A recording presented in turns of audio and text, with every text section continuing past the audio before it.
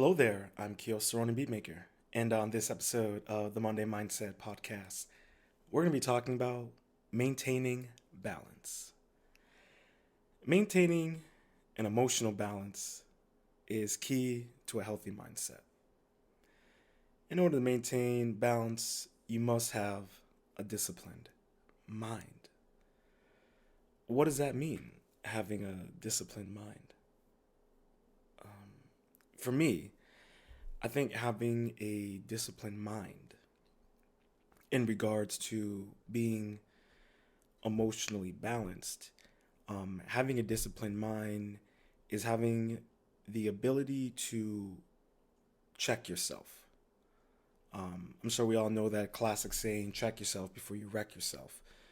But having that discipline to know and be able to acknowledge and point out when the feelings that you're having, the emotions that you're currently experiencing, um, are more of a reactionary um, output rather than permanent, if that makes any sense.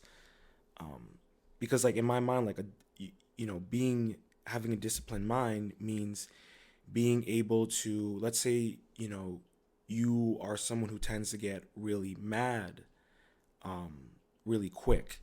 You have a discipline to kind of realize those moments and check yourself. You control yourself before you allow that emotional outburst. Because, we have to have a disciplined mind. Even, look at, you know, having a hobby, being working out, being athletic. You need to have a disciplined mind.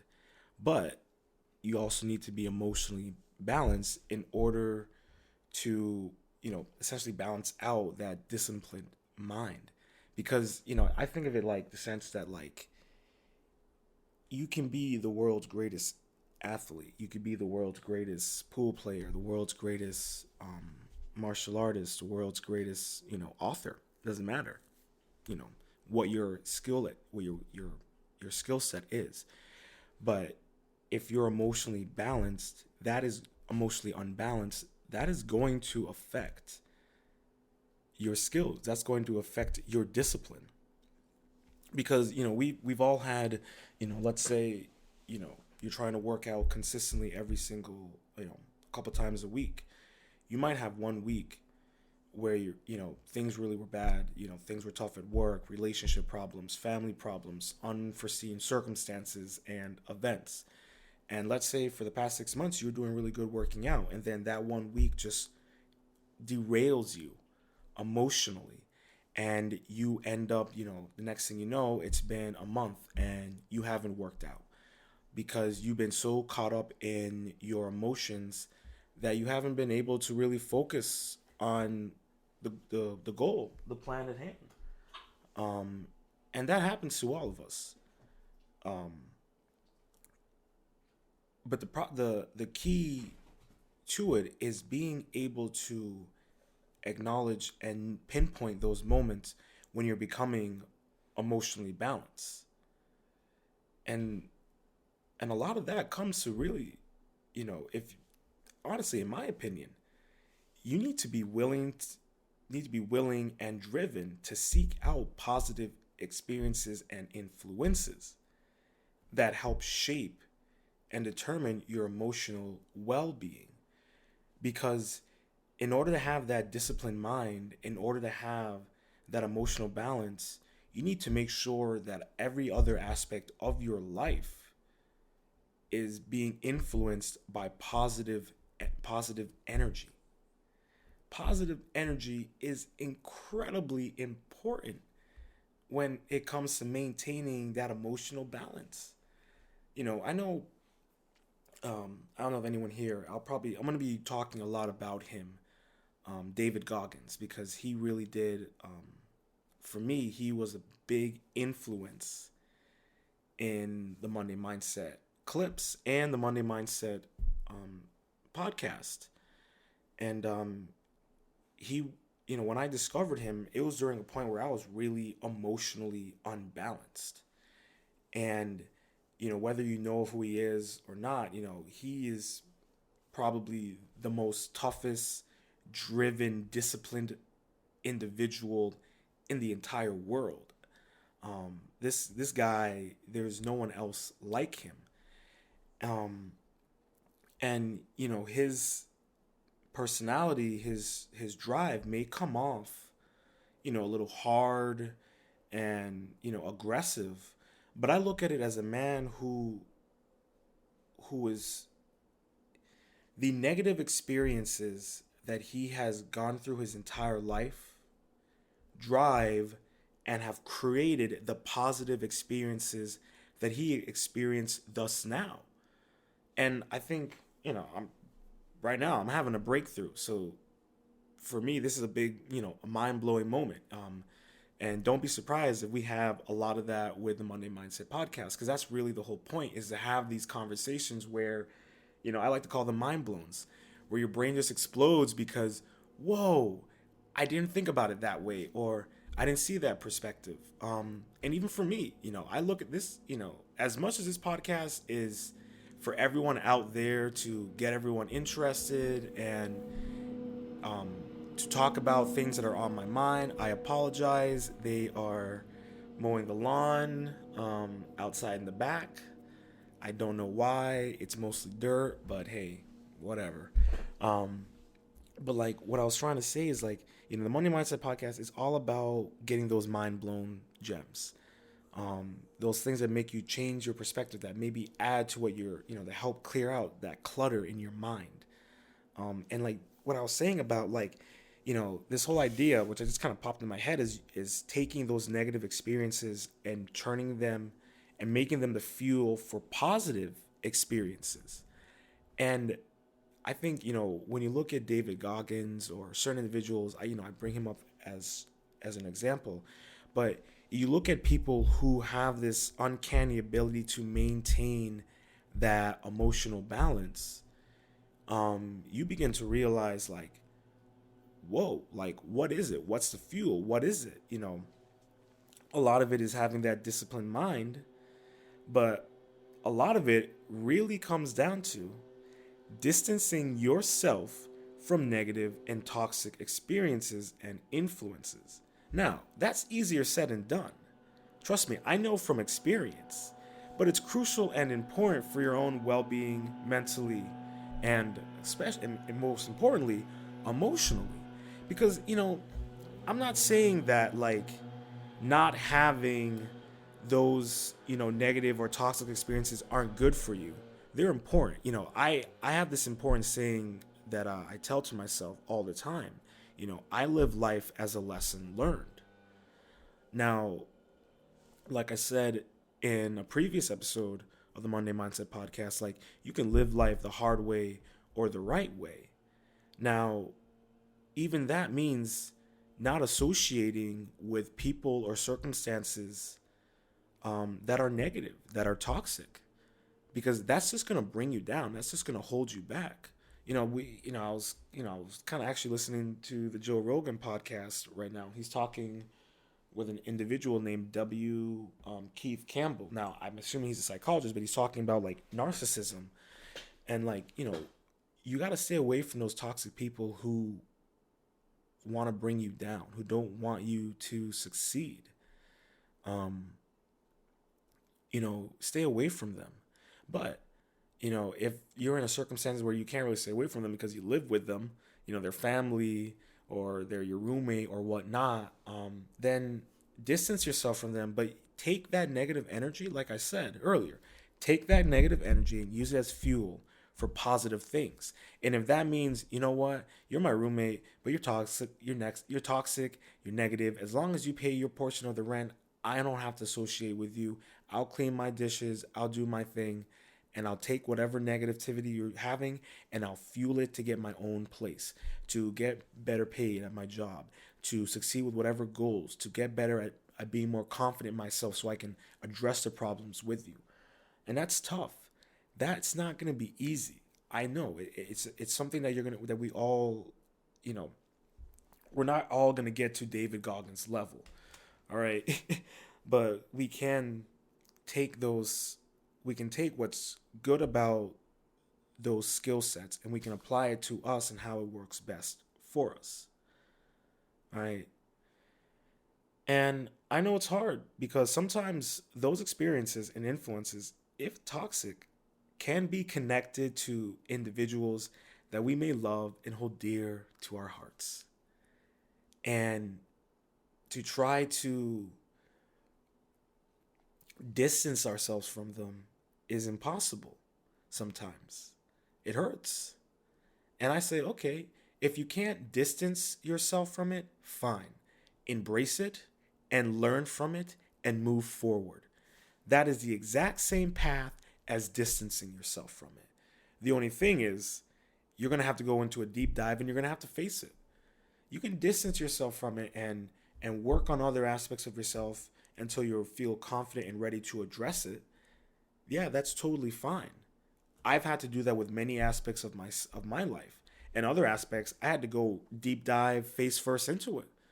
And it all depends on where you are emotionally. Are you prepared for that? Because that might make you even more emotionally unbalanced, a deep dive into it. So maybe looking at it from a distance while you work on other aspects of yourself that are more approachable, that aren't going to hurt as much. But, it is crucial and important for your own well-being mentally and emotionally. But you must be willing to make that change no matter how painful it may be, whether it's from a distance or whether it's from a deep dive in. But you have to do it. You got to do it if you want to come out on the other side feeling more emotionally balanced and feeling more confident in having that disciplined mind. It's, if you were, a samurai and you're in a duel and you're emotionally unbalanced, that could determine whether you live or die. And that's what made one of my biggest, someone who I truly look up to, one of the biggest influences in my life and how I live my life is Musashi Miyamoto. He knew how to get into the minds of his opponents and make them emotionally unbalanced.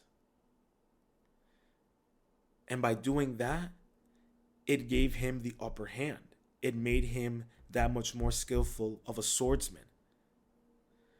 And you got to try to apply that to your life. Because you must be willing to look at yourself, know your value, and know that your own emotional well-being is more important than anyone else's. That may sound selfish. That may sound conceited. It may sound, narcissistic. But that's just the reality of the situation. Even when it comes to if you're a parent,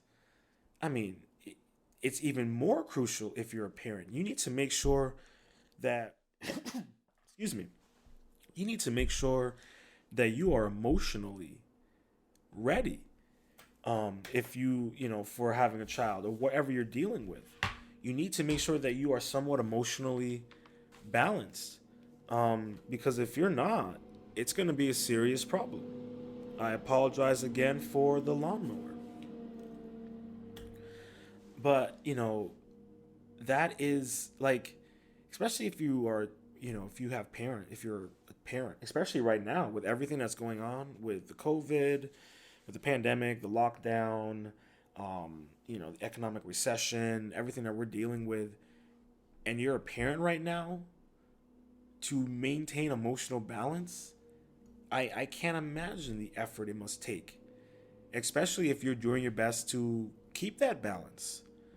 Because right now, your kids, they need you more than ever. They need that balance, even if it's superficial, even if it looks good on paper. But deep down inside, you're screaming and pulling your hairs out and not sure which way to go. But you gotta try to maintain that emotional balance for them so that they can have some form of emotional balance. Granted, they're not going to. If they're doing the hybrid learning, if you're in kindergarten, learning how to be a kindergartner through Zoom, and you're a parent trying to, you're trying to pay bills, like all of that, and trying to maintain their emotional balance and yours, it's tough. So you're gonna have to find alternatives. You're gonna have to look into what's going on, and that doesn't mean blaming everyone else. There are certain situations that are far out of our control. All right, we're seeing that with the government, with our own government. You can't necessarily. The only control that you can do is go out and vote. Vote in your local administrations, your local politicians, the state level. Those state level representatives, if you put in the people that best represent you and care about you, then you can make some significant changes locally that could then possibly spread to the country worldwide. But I'm not going to jump into politics right now. All I'm trying to say is that given the world that we're living in right now, emotional balance is more important than ever. It is crucial. You need it, especially with the fact that we're dealing with high suicidal rates, high homelessness, the stress, the anxiety. The entire world is emotionally unbalanced right now. And I can feel it. There are many people out there who can feel that.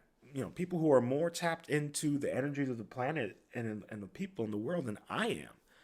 But we have to figure out for ourselves individually how to maintain our emotional balance, because if we can't individually, that spreads. If you're in a household, that's going to spread.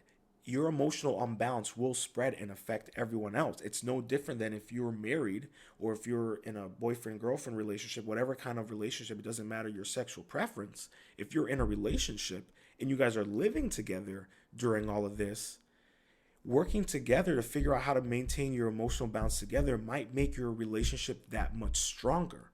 It might make your relationship that much stronger, and then both of you individually, it'll make you stronger. Because like I said before, as selfish as it may sound, you come first. I know I know, kind of circling back to what I was saying earlier, you come first, especially when it comes to your emotional balance. How are you going to be able to show love and support to those around you if you can't even care for yourself? Come on. Let's be real here, people. Like, and I'm not, we're not perfect. Nobody's perfect. I'm not perfect. I know I have my moments where I'm emotionally unbalanced, and I notice it, and I work on it. And it may be a little bit harder because we're all humans. But if you can't, it's like that Amy Winehouse song, help yourself. And one of her verses like, I can't help you if you can't help yourself. And that's the reality of the situation. And it circles around to something I said in my previous podcast about help. Like, sometimes in order to get that emotional balance, you need help. If that means going to a counselor, to a psychologist, then do it. Seek the help. There is nothing wrong with it. All right? I go to a counselor. I'll admit that. I go to a counselor. Yeah, I do that. I need it. I go to a therapist. That's what they're called. I go to one. Yeah. But before I went to one, I spent years working on myself emotionally, getting myself to a point where I was emotionally balanced enough, where I felt confident enough, and seeking out help and talking to a therapist. That was my route. My route was working on myself eternally, reading the various books that I did. And once I became emotionally balanced enough, then I went and I sought help. And that meant for me, for those couple years, pushing people out, not really talking to people that much. You might need to do that. People might hate you for it. They might think you're being selfish. But I say it's bigger than me.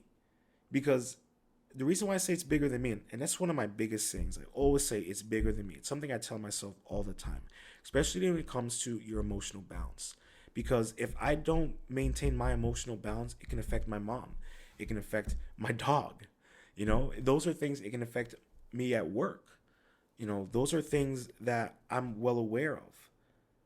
And like I said, if you can't help yourself, if you can't get yourself mentally balanced, emotionally balanced, How are you going to help other people? How are you going to support your family? How are you going to support your relationships? How are you going to support yourself at your job?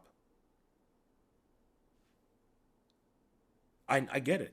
In this quarantine, I can't imagine how many people have been stuck inside their heads. And many of them don't know how the skills, have never been stuck inside their head, and they're going crazy, and you're seeing it. You're seeing people who have been stuck inside their heads with no outlet, no way of addressing the problems.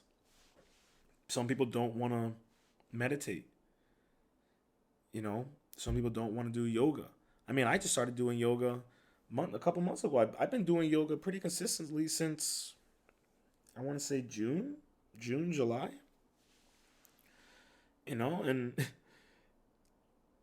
and it's helped. I was already, doing meditation. I was already doing a couple qigong breathing exercises.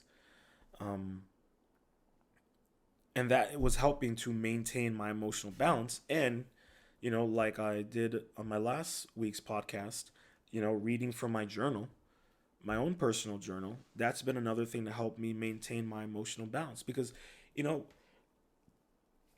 I'll use my music, my lyrics, my poetry as a form of kind of expressing emotionally what I'm feeling, personally, in regards to relationships, in regards to the world.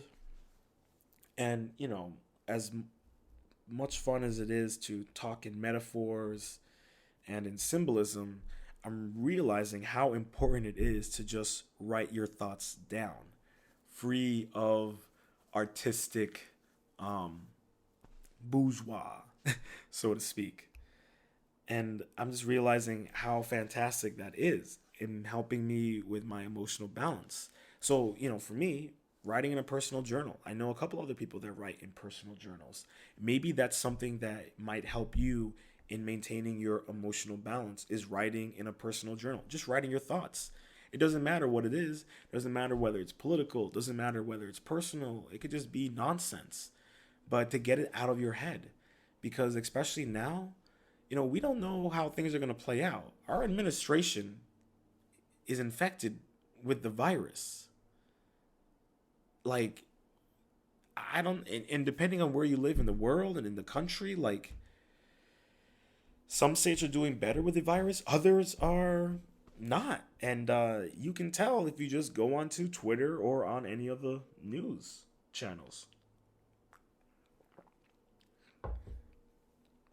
or go onto your local news and see how your state's doing, or how your county is doing, or how your town. But to I just kind of lost my train of thought here. But yeah, to go kind of back down to, like, if with in maintaining your own balance, and how it's how you need to focus on yourself. Like, if you're struggling to looking for a way to maintain your emotional balance, like I was saying before, I suggest you begin with meditation. Um, with meditation comes the ability to train your mind, to empty your mind, um, and being able to, when you're meditating and you're slowly able to kind of empty your mind, you're kind of able to empty yourself emotionally. Um, and not everyone wants to try meditation. Some people don't have the patience for it. But I mean, I look at it in the sense, like, if you don't have the patience for meditation, then maybe that's something you need to work on, is your patience. And maybe that's an aspect of your life that you're struggling with. And maybe meditation will help with your lack of patience. Um, like I said, also yoga. You know, my ex girlfriend was a yoga instructor, but refused to teach me yoga unless I was paying her. Now, as you can tell, she's my ex girlfriend, so you can see how that went. But now that I'm into yoga, which is kind of ironic, it's done wonders for me emotionally, physically, spiritually. And I mean, that's another thing we got to get into is, you know, your emotional balance is key to your spiritual being. And meditation is a great way to really connect with your spirit. Yoga is a great way to connect with your spirit. You have to look for those avenues that really give you that deep dive into yourself. Hell, going to a therapist or a counselor is a great way to connect with your spirit. Because to allow your emotions to be in a state of suspended animation while you search deep within yourself and locate your strengths and weaknesses. By doing this, you're you're locating your ability to strengthen the strengths while improving your weaknesses. And that's something that's great about meditation is that ability to strengthen your strengths while improving your weaknesses. And improving your weaknesses means turning them into strengths. And having an emotional balance and having a disciplined mind will strengthen your strengths and improve your weaknesses. Turn those weaknesses into strengths. And sometimes the only way to turn your weaknesses into strengths is having an emotional balance. That's just, in my opinion, really key. It could be different for everyone, but I really feel that that is something that is extremely key. You know, for me personally, to get a little personal on myself, one of my greatest weaknesses is when I become emotionally unbalanced, I overthink every aspect of my life. Every aspect. I'm like C3PO with just like, every analyzing every type of scenario, and it's ridiculous for me. Um and that's why I meditate every day. That's why I do yoga. And that's why when I have my moments when I'm overthinking and overanalyzing aspects of my life, I say my mantra. And when that overthinking starts coming, I immediately say my mantra, and most often than not, it empties my mind. Um, and I'll share it with you, my mantra, because honestly, it's Joseph Campbell's mantra, and I got it from reading one of his books. Um, and he got it from a Bodhi Vista in India. And the mantra is, "Where are you between two thoughts?" I say this to myself internally. I take a nice deep breath, I breathe in and out, and I suggest you give it a try. Because where are you between two thoughts? And in my mind, the stillness of the heart.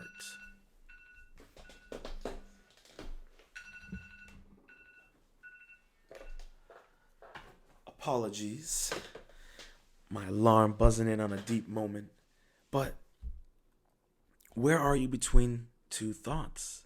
Stillness of the heart. Because when you're caught between two thoughts, especially when they're negative and they're emotional, you become unbalanced. You become torn. And when you become still of the heart, you're not torn. You're balanced. Despite whatever is going on. Despite what's plaguing your mind, what you're overthinking about. Because when you're between two thoughts, when you're in that stillness of the heart, you see clearly. You see through the emotional haze and blur and chaos. Because you're listening to your heart eternally, truly. And that, in my opinion, is the root of having an emotionally balanced mind and heart. For we are all heroes of our own story. If you wish to continue to be the hero of your story, you must seek out an emotional balance. When you're emotionally unbalanced, your actions suffer and you end up making mistakes. Sometimes those mistakes are for the best, and sometimes those mistakes are for the worse. But we are all the heroes of our story. And whether, you look at any hero's journey, the moment the hero becomes emotionally unbalanced is the moment that makes or breaks them. And whether or not you think of yourself as a hero or a heroine, you really are. You are the hero of your story. Or you're the villain. It's up to you. Acknowledge yourself. Acknowledge your emotions. Don't run from them. Don't suppress them.